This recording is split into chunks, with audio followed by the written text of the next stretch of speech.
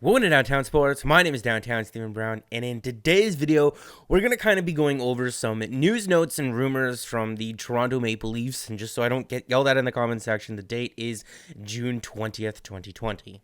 Okay, and by now, all of you have heard this news. If this is the first that you're hearing of this, I don't know what were you doing yesterday? And I had a lot of thoughts and opinions on this, and the way that it was reported, who reported it, what was being said afterwards. It all matters, right? A lot of people, if you're from Toronto, you know who Steve Simmons is. The problem that I have with this is post-media exclusive, Auston Matthews has tested positive for COVID-19. My breaking story. If you want to believe that Steve Simmons got the jump on guys like Elliot Friedman, Chris Johnson, Bob McKenzie, or all of the other respected hockey journalists in the hockey world, no, there's no way. People knew about this, and people know the names of the other players that have been tested positive in the NHL, because we're talking about the NHL right now. We're not talking about the NFL. We're not talking about the NBA. We're not talking about different leagues. Different leagues have different testing protocols. They have different information that they disclose. That they're different. There's a reason why in the NHL that no one else has been named up until now. And the only reason why Auston Matthews was named was not because of public safety. If Auston Matthews had tested positive and he was being irresponsible, so still going out to the grocery store and stuff like that, that would be endangerment to the public. And the public deserves to know. They deserve to know that this guy has it and that's what he's doing. But that's not the case here in this situation. The public did not need to know this specific information. Their private medical records, like the Maple Leafs said in their statement after the fact. Their private medical records. You know, and this was the talk of the town before that Steve Simmons article was published. Bob McKenzie said that one team had to shut down their training facility because staff and players were testing positive.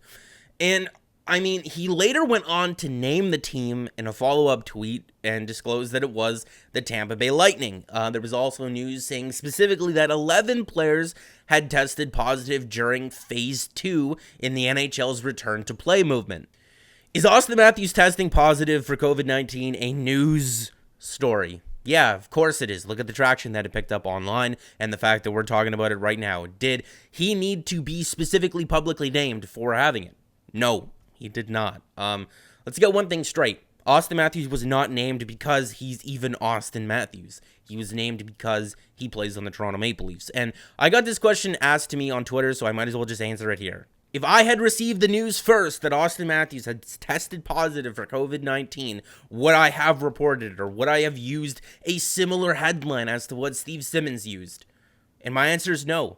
I am a journalism student. We have talked about ethics and morality and the disclosure of certain amounts of information. And I got to tell you, I wouldn't have reported this because 15 minutes is nice, but I would not want to be blacklisted by the team, and I would not want to be known for releasing information like this. Obviously, I hope Auston and everyone around him are doing well. I know that he was living with Frederik Andersen at the time, and there are reports saying that he has tested negative at this point.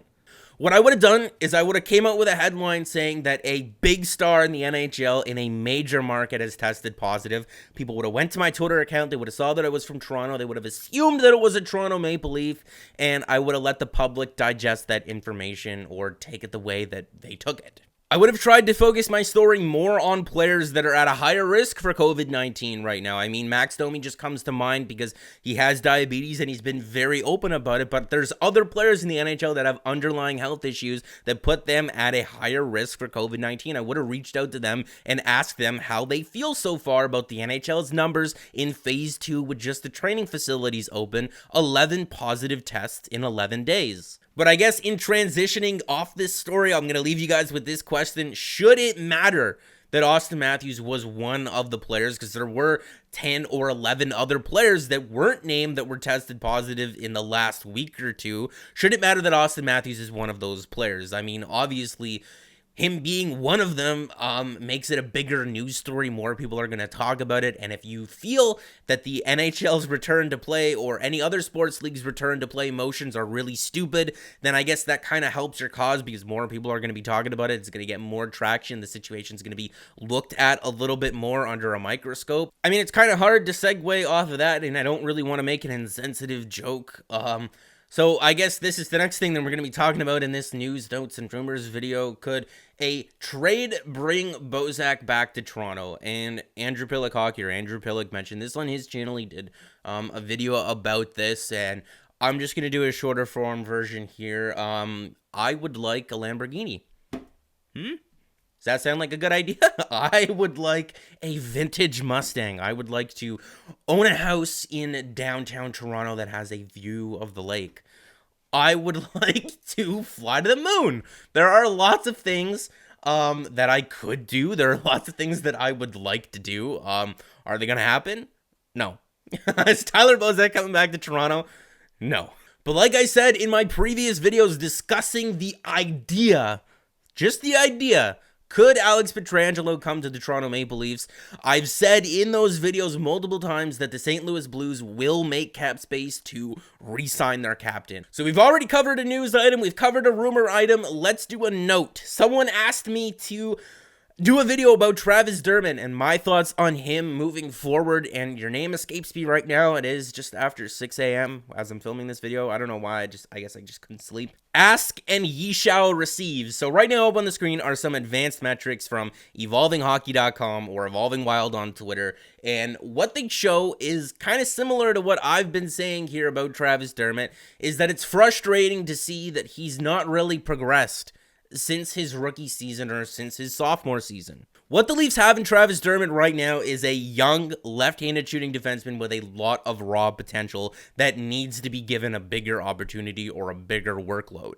We're at the point where we need to know if Travis Dermott is going to just bend or break in a larger role on the Toronto Maple Leafs. And I mean, if we take a look at his zone starts, which is what I like to do, I like to look at advanced analytics and then put them into context. Travis Dermott, he's sheltered. He plays on the Maple Leafs' third pairing. He played in a little bit of a larger role this season when there were more injuries, and I thought that he had a decent response to playing larger minutes, but his advanced metrics weren't the greatest this season. In his rookie year, he had similar splits in terms of zone starts, and he produced way better advanced metrics, but still heavily sheltered. The one bright spot about Travis Dermott is that he is taking steps just slowly into realizing the player that he needs to be for the Toronto Maple Leafs next season, or at least moving forward, or if the NHL does return to play, he needs to be able to play the penalty kill. Cody Ceci is not coming back next season, and we're going to need someone to play on the penalty kill. 64 of the 146 minutes that Travis Dermott has spent on the penalty kill in his career have come this season, in the 1920 season. You know, this is just something that I threw together really quickly, so don't critique it too much, but this is a very feasible lineup that the Maple Leafs could go into next year with. And I mean, if you're on the team of, no, they need to upgrade the defense right now, then, okay, who do you bump from this? I don't think that it's a smart idea to trade Travis Dermott to just play hot potato with a young defensive asset right now, because if Travis Dermott shot right, he would be part of the long-term plans with the Toronto Maple Leafs. Okay, but he doesn't, is what a lot of people are saying right now, so he's not part of those plans. Well, he played the right side in the American Hockey League, he played the right side in junior. I don't know, you want to give him some ice time on the right side in the NHL and see if he can do it? It sounds like it should be a wait-and-see scenario with this defense, because you can always go to the trade deadline next year and have your first-round pick, have Travis Dermott, have Timothy Liljegren. You have assets to go out there and upgrade whenever you want, whenever you feel that it's necessary. And right now, I don't think that it's necessary because they haven't explored all the options internally. So that's what I think about Travis Dermott. And I mean, someone sent me a DM on Twitter last week, and they sent me a video about highlights of Travis Dermott. And obviously in highlights, you know, they're not lowlights, they're highlights. But I will link it in the description if you want to see Travis Dermott playing away from the puck, playing on the puck, and playing with the puck. But that's going to be it for this video, guys. Make sure to like the video if you did like it. Subscribe for more, because more is always on the way. And guys, remember, that the NHL's return to play movement is kind of dumb. And just a little something for the people that actually make it to the end of these videos, I'm going to be doing a little series where I match up Toronto Maple Leafs GMs versus a potato, and we're going to see how the results turn out. And if you're familiar with that already, it's a thing that like the Canucks Army did with the Vancouver Canucks scouting department with an algorithm, and some people did it with the Edmonton Oilers and Peter Chiarelli, so that should be a really fun series. And thank you guys so much for the support on the channel lately. It really does kind of warm my heart to know that, or to even think of the idea that I have you guys to talk to. So thank you very much, and I hope you all are doing well out there.